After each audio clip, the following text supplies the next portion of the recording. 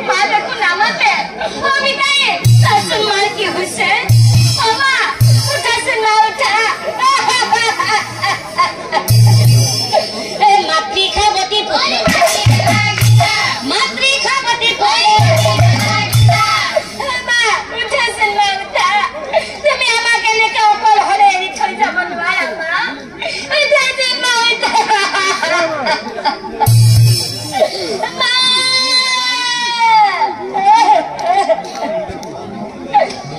ও মামা গুলি পুত্র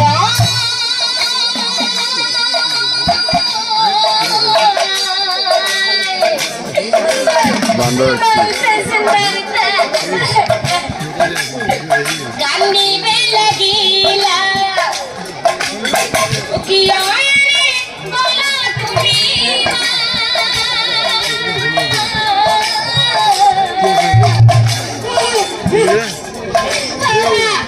মই সব গম পাইছিলা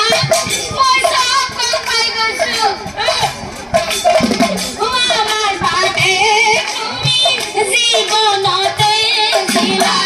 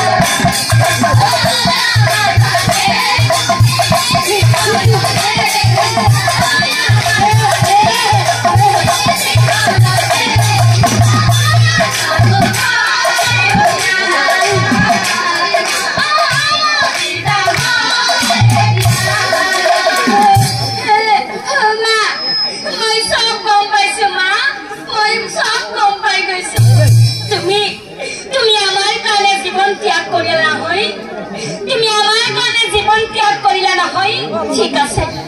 তুমি যদি এতিয়া নুঠা নহয় চাব কিন্তু তোমাৰ লগতে তোমাৰ পুত্ৰ পুখত ধ্বজও জীৱন ত্যাগ কৰিব নাথাকে তোমাৰ পুত্ৰ পুখত ধ্বজ জীয়াই অ পিতাই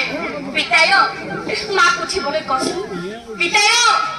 যদি মা এতিয়া নুঠা নহয় চাব কিন্তু পিতাই মই কৈ দিলো মাৰ লগত ময়ো মৰি যাম মই মাৰ অবিহনে জীয়াই নাথাকো উঠাচোনা তুমি মোক এবাৰ মাতাচোনা মই তাক মা বুলি মাতিব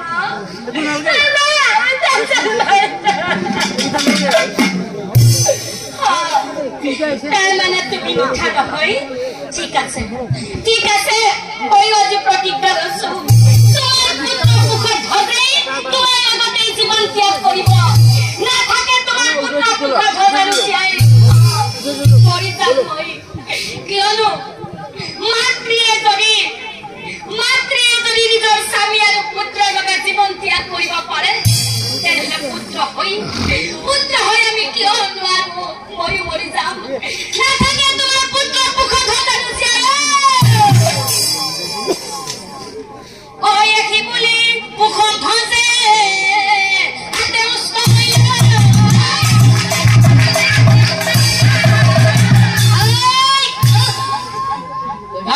বাসা পুখত ধস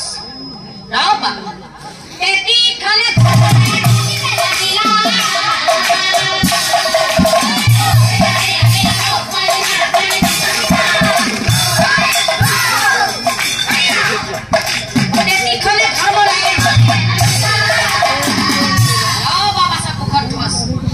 তুমি মৰিব নোৱাৰা বাসা তুমি মৰিব নোৱাৰা তোমাৰ মাতৃয়ে স্বামী ধৰ্ম কৰিছে পালন আৰু সেইকাৰণে হাত ভৈৰা মাতৃৰ জীৱন আৰু বাছা বুকত ধস তুমিও নিজৰ মাতৃৰ বাবে জীৱন উৎসৰ্গিব ওলাইছিলা তুমিও নিজৰ মাতৃৰ বাবে জীৱন উৎসৰ্গিব ওলাইছিলা আৰু সেইকাৰণে তোমাৰ মহাপূৰ্ণ হইলা বাছা পুখত ধস মই ধৰ্মৰে কেৱল তোমালোক তিনিজনৰ ধৰ্মৰ পৰীক্ষাহে চাইছিলো হে ৰাবাছা পুখত ধস আৰু আমাৰ সমূহ ধৰ্মপ্ৰাণ ৰাইজ লগতে আমাৰ উঠি অহা উদীয়মান যুৱকসকলক কৈছো পুত্ৰই যদি সৎ গুণ সৎ কৰ্ম সৎ ধৰ্ম আৰু সৎ চৰিত্ৰবান হৈ নিজৰ পিতৃ মাতৃক শ্ৰদ্ধা ভক্তি কৰে সেই পুত্ৰৰ সৰ্বমংগলময় হয় জীৱনে আৰু আমাৰ আই মাতৃসকলকো কৈছো নাৰীয়ে যদি স্বামী ধৰ্ম ৰক্ষা কৰি স্বামী সেৱা শুশ্ৰূষা কৰে স্বামীৰ আয়ু বৃদ্ধি হয় আৰু সুসন্তান লাভ কৰে জীৱনৰ আৰু আমাৰ বাসকলকো কৈছো স্বামীয়ে যদি নিজৰ পত্নীক সততাৰে মৰম স্নেহ কৰি সংসাৰৰ ধৰ্ম সুকলমে পাৰ কৰাই লৈ যায় সেইখন সংসাৰ সুমধুৰ হয় আৰু সৰ্বমংগলময় হয় জীৱনৰ গতিকে বাছা পুখত ধস তোমালোক তিনিওজনে ধৰ্ম পালন কৰিলা আৰু সেইকাৰণে তোমালোক তিনিওজনৰে বৈকুণ্ঠত গৈ পুনৰ মিলন হ'ব নিশ্চয় জানিবা বাছা পুখত ধস তোমাৰ মাতৃ যে ইয়াতে মৰি আছে মাতৃ কিন্তু মোৰ স্পৰ্শ পোৱাৰ লগে লগে জীয়াই উঠিব আৰু তোমালোক তিনিওজনে অহা জনমত তোমালোক তিনিওজনৰে বৈকুণ্ঠত গৈ পুনৰ মিলন হ'ব নিশ্চয় জানিবা এৰা বাছা পুখত ধস এটা কথা ভালদৰে মনত ৰাখিবা মই ধৰ্ম মই ভাগ্য মই চৰাচৰ মোক ভাবিছি তুই ধৰ্ম কৰিছে পালন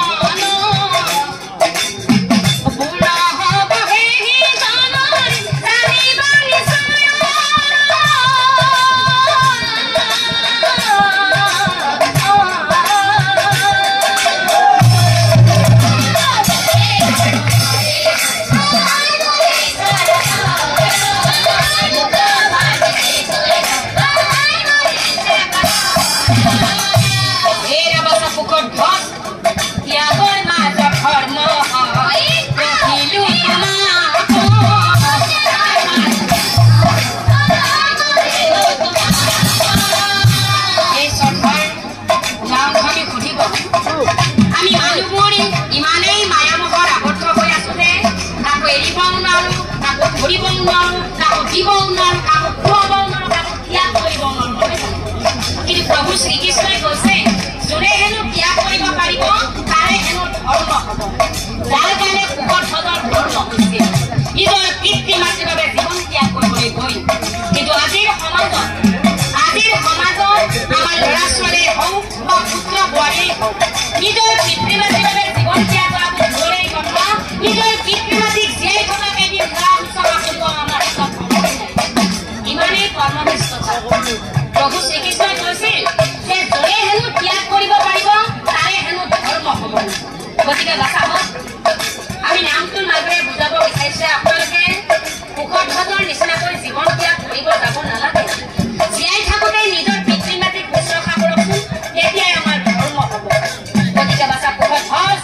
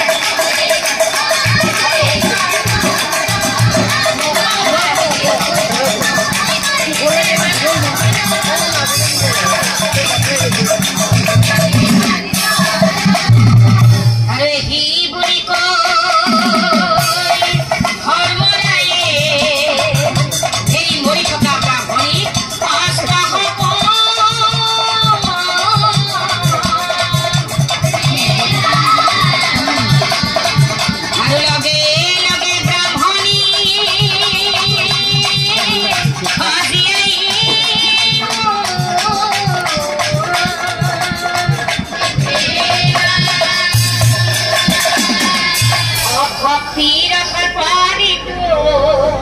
akamakan ko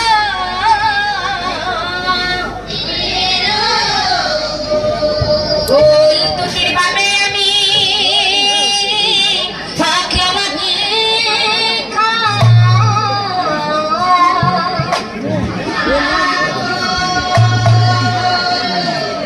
Jahat